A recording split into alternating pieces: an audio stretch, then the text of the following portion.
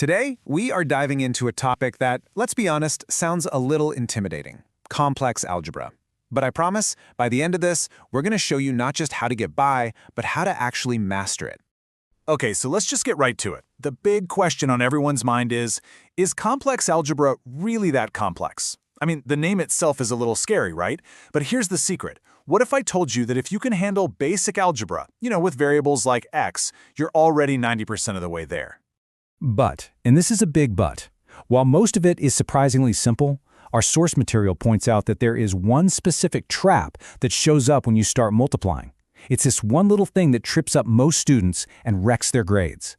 So in the next few minutes, we're going to shine a huge spotlight on that trap so you can see it coming and just sidestep it completely. So, first things first, let's demystify the star of the show here, that little imaginary unit, I.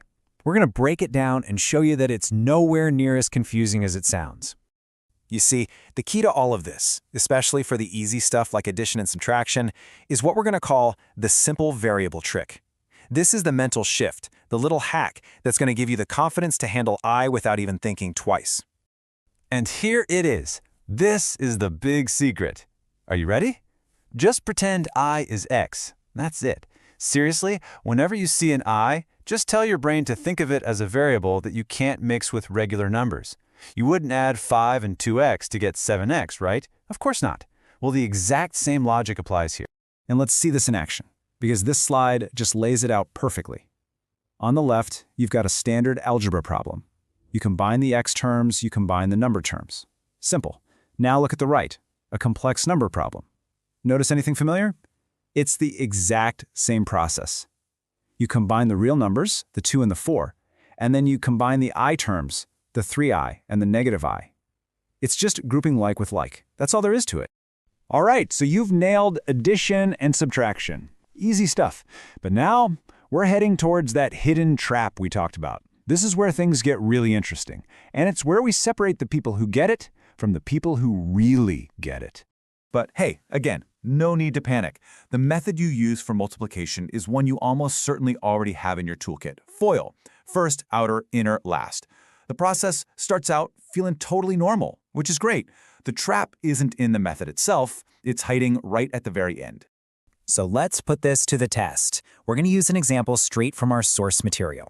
We're going to solve 1 minus 2i squared. Let's walk through it together step by step. Okay, first, we expand it out to 1 minus 2i times 1 minus 2i. Now we just apply FOIL. First is 1 times 1, that's 1. Outer is 1 times negative 2i. Inner is negative 2i times 1. And last is negative 2i times negative 2i, which gives us a positive 4i squared. We combine those middle terms, and we're left with this expression: 1 minus 4i plus 4i squared. And right there, that I squared hanging off the end, that is the trap. So, how do we disarm this trap? Well, we use its hidden superpower. And this isn't just some boring rule to memorize. This is the key that unlocks the entire problem and makes everything simple again. And here it is. This is the single most important rule in all of complex number multiplication. Whenever you see I squared, it simply becomes -1. That's its superpower. It's not a variable anymore. It literally transforms into a real number. And that is the whole point. This rule is what lets you actually finish the problem. It takes that weird-looking I squared term and turns it back into a plain old number that you can easily combine with all the other regular numbers in your equation. Okay, let's go back to where we left off. We had 1 minus 4i plus 4i squared. Now we apply the superpower. We replace that I squared with -1. This changes our expression to 1 minus 4i plus 4 times -1, which is just -4. And the final step? Just combine the real numbers, 1 and -4, and you get your beautiful, clean final answer, -3 minus 4i. See how that worked? The trap is gone. And just like that, you have the key. You've seen the trap, and now you know exactly how to avoid it. This isn't complex anymore, is it? It's just a process, and you've got it down cold. Let's be really, really clear about this. According to the source material, remembering that I squared equals -1 is very often the only thing that stands between a wrong answer and a perfect score. It's the one piece of information you absolutely have to lock into your brain. So let's just recap the entire game plan. When you're adding or subtracting, just treat I like x and group your terms.